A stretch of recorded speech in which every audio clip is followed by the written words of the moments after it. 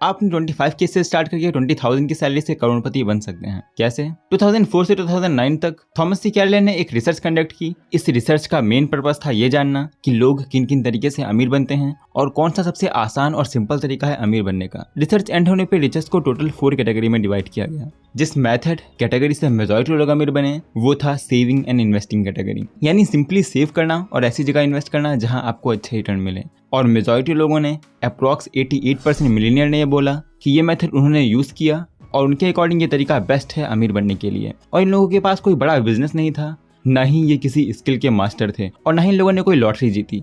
इन्होंने सिंपली एक portion save किया और इन्वेस्ट किया। बट ये रिसर्च अमेरिका में कंडक्ट की गई जहां एवरेज सैलरी हाई है। तो शायद आपको लग रहा होगा कि बड़ी सैलरी में सेव करना कौन सी बड़ी बात है, अगर मुझे 5 लाख की सैलरी मिले तो मैं भी मिलियनियर बन सकता हूं। बट ऐसा नहीं है, इसके लिए आपको बहुत बड़ी सैलरी की जरूरत नहीं है। 2 सितंबर 2016 को CNBC पे एक आर्टिकल पब्लिश हुआ जो एक आदमी के बारे में था। ये आदमी पिछले कुछ साल से न्यूज में बहुत फेमस रहा। ये आर्टिकल इस पर्सन के मल्टी मिलियनियर बनने के बारे में था। बट वर्ल्ड में अप्रॉक्स 50 मिलियन मिलियनियर्स हैं। तो इस पर्सन में ऐसा क्या खास था?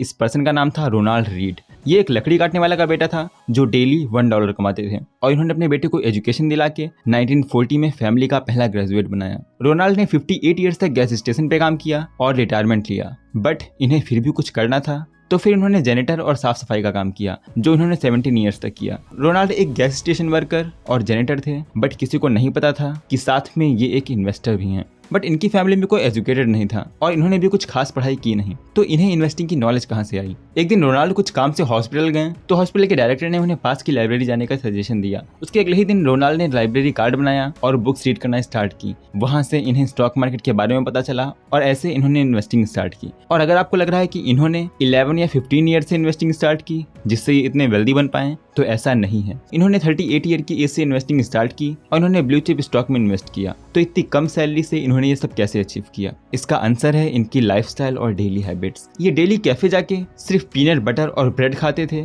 ये अपने कोट में सेफ्टी पिन लगा के उन्हें अटैच रखते थे, नया जैकेट बाय करने की जगह। इवन एक दिन इन्हें देखकर एक आदमी ने इनके बिल्स को पे करने के लिए बोला, ये सोचकर कि शायद ये अपने फूड के लिए पैसे नहीं दे पाएंगे। और ऐसे इन्होंने अपनी हर एक्स्ट्रा मनी को सेव किया और 8 मिलियन की नेटवर्थ अचीव की, जिसे इन्होंने ब्रैटल बैरो की लाइब्रेरी और हॉस्पिटल में डोनेट कर दिया। तो ये थी कहानी एक गैस स्टेशन वर्कर, जेनेटर और करोड़पति की। क्या इस एग्जाम्पल को बताकर मैं आपसे ये बोल रहा हूँ कि आप अपने कपड़ों में सेफ्टी पिन लगा के घूमें और डेली पीनट बटर और ब्रेड खाएं? बिल्कुल नहीं। आपके पास इंटरनेट के पैसे हैं और आप इस वीडियो को देख पा रहे हैं तो शायद आप एक जेनेटर से ज्यादा कमा रहे होंगे। तो आपको इतना सेविंग करने की जरूरत नहीं है। आपको बस अपने मनी का कुछ अमाउंट सेव करना है और इन्वेस्ट करना है। और अमीर बनने के लिए आपको 10 से 15% तक रिटर्न चाहिए होंगे और इतने रिटर्न्स अचीव करना मुश्किल नहीं है। हम आगे वीडियो में जानेंगे कि कैसे आप बहुत लो रिस्क में इतना रिटर्न पा सकते हैं। बट पहले देखते हैं क्या ये पॉसिबल भी है। अगर आपको 14% रिटर्न पे करोड़पति बनना है तो आपको कितना और कितने टाइम तक सेव करके इन्वेस्ट करना होगा। तो मिलते हैं प्रदीप से। ये 55 ईयर्स के हैं और इनकी बैंक में आज के टाइम पे 3.9 करोड़ रुपए हैं। तो कैसे इन्होंने इतनी वेल्थ कमाई? इन्होंने अपनी इन्वेस्टिंग स्टार्ट की थी जब ये 25 ईयर्स के थे।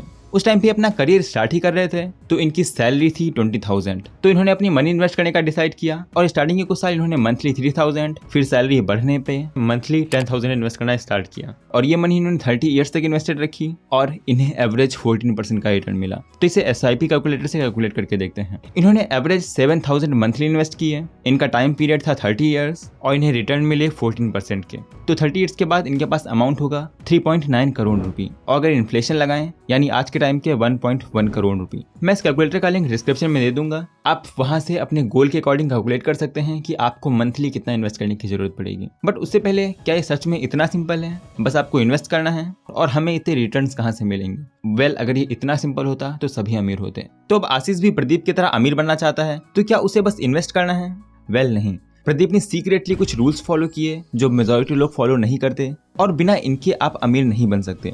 ये जानने के लिए आशीष प्रदीप के पास जाता है और बोलता है मुझे इन्वेस्टिंग से अमीर बनना है। जिसपे सबसे पहले प्रदीप उसे बोलता है फाइनेंशियली ऊपर तुम तभी उठोगे जब तुम्हारा डाउन फोर्स बहुत कम हो या जीरो हो। और ये डाउन फोर्स क्या है? ये डाउन फोर्स है तुम्हारा लोन। अगर तुम इन्वेस्टिंग से 15% रिटर्न जनरेट कर रहे हो और तुम पे एक ऐसा लोन है जिसका इंटरेस्ट 30% है तो ऐसे इन्वेस्टमेंट पे फोकस करने से कोई फायदा नहीं होगा। इसीलिए सबसे पहले उस मनी से लोन खत्म करो। जिसपे आशीष बोलता है ठीक है, बट क्या कोई बेटर स्ट्रैटेजी है जिससे मैं ऐसा कर सकता हूँ? तो प्रदीप उसे बताता है कि इसके लिए एक बेस्ट स्ट्रैटेजी है जो है द स्नोबॉल मेथड। इसमें तुम्हें सबसे पहले अपने लोवेस्ट लोन को खत्म करना है, फिर धीरे धीरे अपने बड़े लोन को भी खत्म करना है। और इस मेथड से तुम इजीली अपने लोन्स खत्म कर सकते हो। तो आशीष जाता है और अपना पूरा फोकस लोन खत्म करने पे लगाता है और उसके ऊपर बहुत ज्यादा लोन नहीं था, इसलिए वो कुछ ही मंथ में सारे लोन खत्म कर देता है और वापस से प्रदीप के पास जाता है, जिसपे प्रदीप उसके हार्डवर्क की काफी तारीफ करता है और उससे बताता है कि अब तुम इन्वेस्टिंग के लिए तैयार हो। प्रदीप बोलता है जो सबसे पहला रूल मैंने फॉलो किया, इवन अभी भी फॉलो करता हूँ, वो है I paid my self first. Year 1992 में मुझे अपनी पहली सैलरी मिली और मैं बहुत एक्साइटेड था इसे स्पेंड करने में।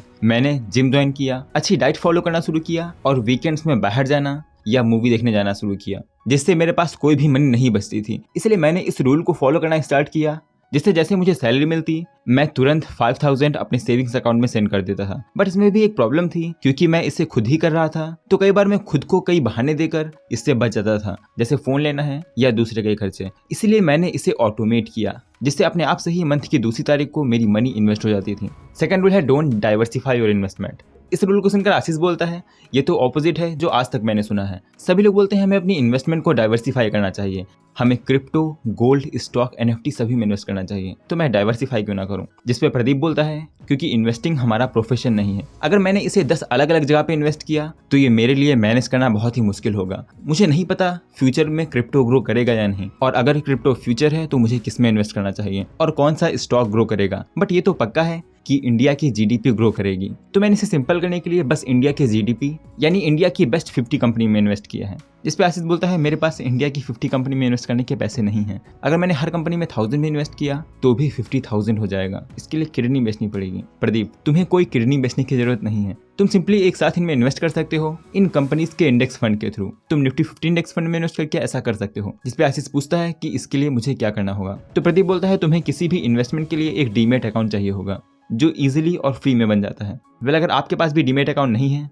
तो आप डिस्क्रिप्शन के लिंक से इजीली और फ्री में डीमेट अकाउंट बना सकते हैं। तो आशीष प्रदीप से पूछता है मुझे बस ये 2 चीजें करनी है, खुद को पे करना है और GDP में इन्वेस्ट करना है। प्रदीप बोलता है कह सकते हैं, बट मेजॉरिटी लोग इसे फॉलो नहीं कर पाते क्योंकि वो लोगों को फॉलो करते हैं। इसलिए तुम्हें एक और बात का ध्यान रखना है जो है do not panic buy and sell. तुम्हें कोविड का तो याद होगा, 2019 में मार्केट पूरी तरह से डाउन था। मेरी इन्वेस्टमेंट कुछ महीने में ही घट के आधी हो चुकी थी। मेरे कई दोस्तों ने भी इन्वेस्ट किया था, बट उन्होंने ये बोल के मनी निकाल ली कि मार्केट अभी और नीचे जाएगा और हमारी मनी डूब जाएगी, और हम सभी लॉस में थे। बट वो सिर्फ पेपर लॉस था। ऐसा ही 2008 में भी हुआ था, बट उस टाइम मार्केट ने रिकवर किया और ऐसा ही इस बार भी हुआ। 2021 में मार्केट रिकवर हुई और मेरी इन्वेस्टमेंट ना सिर्फ पहले के प्राइस पे आई बल्कि और भी ग्रो हुई। और यही चीज मेजॉरिटी लोग फॉलो नहीं करते। वो जब देखते हैं सभी लोग इन्वेस्ट कर रहे हैं तो इन्वेस्ट करते हैं, और जब देखते हैं कि सभी लोग लॉस में हैं और अपनी मनी निकाल रहे हैं तो वो भी उनके साथ ऐसा ही करते हैं। इसलिए इस बात को याद रखें कि पैनिक में आके इमोशनली बाय या सेल ना करें। जिसपे आशीष बोलता है हाँ वो तो सही है, बट लोगों की जॉब जा रही थी, उन्हें मनी की जरूरत थी तो उन्हें मजबूरी में अपने पैसे निकालने पड़े। प्रदीप हाँ ऐसा हो सकता है, मैं तुम्हें बताना भूल गया कि तुम्हें इन्वेस्टमेंट करने से पहले एक इमरजेंसी फंड रखना है, और इस फंड में कम से कम तुम्हारे 6 मंथ के एक्सपेंस होने चाहिए। जैसे अगर मंथली तुम्हारा एक्सपेंस 10,000 का है तो इसमें कम से कम 60,000, और बेटर है इसमें तुम 1 से 2 साल के एक्सपेंस रखो, ताकि अगर कोई प्रॉब्लम आए तो तुम्हें उस टाइम पे इन्वेस्टमेंट ना निकालनी पड़े जब तुम्हारी मनी लॉस में हो। और इसी के साथ तुम्हें हेल्थ इंश्योरेंस भी चाहिए होगी। आज के टाइम पे जहाँ वाटर पॉल्यूटेड है, लोग अच्छा खाना नहीं खा रहे, इतना एयर पॉल्यूशन है और बीमारी की रेट हाई है, तो ऐसे में किसी बड़ी बीमारी में आपकी सारी सेविंग्स और इन्वेस्टमेंट जा सकती हैं। इसलिए हेल्थ इंश्योरेंस बहुत जरूरी है, और आपको अपनी एनुअल सैलरी के 50% की इंश्योरेंस लेनी चाहिए। जैसे अगर आप 20 लाख कमाते हैं तो आपको 10 लाख की इंश्योरेंस लेनी चाहिए। और इसके बाद प्रदीप आशीष से पूछता है कि आज की कन्वर्सेशन से उसने क्या सीखा। जिसपे आशीष बोलता है सबसे पहले मुझे अपने सारे लोन से बाहर आना है, जिसके लिए मैं स्नोबॉल मेथड को यूज कर सकता हूँ, जो है मुझे सबसे पहले स्मॉलेस्ट लोन को पे करना है और धीरे धीरे बड़े लोन्स को भी पे करना है। उसके बाद मुझे 1 से 2 साल का इमरजेंसी फंड सेव करना है, जिससे प्रॉब्लम्स में मैं सेफ रहूं, और साथ में मुझे एक हेल्थ इंश्योरेंस चाहिए होगा ताकि कोई मेडिकल इमरजेंसी मेरी सेविंग्स और इन्वेस्टमेंट यूज ना कर ले। और इसके बाद मैं इन्वेस्टमेंट के लिए तैयार हूँ। इन्वेस्टमेंट में मुझे सबसे पहली हैबिट बिल्ड करनी है, जो है मुझे सबसे पहले खुद को पे करना है और अपनी इन्वेस्टमेंट ऑटोमेट करनी है। फिर मुझे ध्यान रखना है कि मैं इन्वेस्टमेंट को ज्यादा कॉम्प्लिकेटेड ना करूँ, और ज्यादा रिस्की इन्वेस्टमेंट करने की जगह मैं सिंपली इंडिया की GDP में इन्वेस्ट कर सकता हूँ। नेक्स्ट रूल था मुझे पैनिक बाय या सेल नहीं करना है, क्योंकि अगर मार्केट डाउन है तो कुछ टाइम बाद मार्केट ग्रो करेगी और हमारी मनी भी। वेल अगर आपने अभी तक इन्वेस्टमेंट स्टार्ट नहीं की है तो आप डिस्क्रिप्शन के लिंक से डीमेट अकाउंट क्रिएट करके इन्वेस्टमेंट स्टार्ट कर सकते हैं। तो उम्मीद है आपको इस वीडियो से जरूर कुछ सीखने को मिला होगा। अगर ऐसा है तो आप चैनल को सब्सक्राइब करके बेल नोटिफिकेशन ऑन कर सकते हैं, जिससे सारी वीडियो आपको टाइम पे मिले। तो आज के लिए बस इतना ही। Thanks for watching.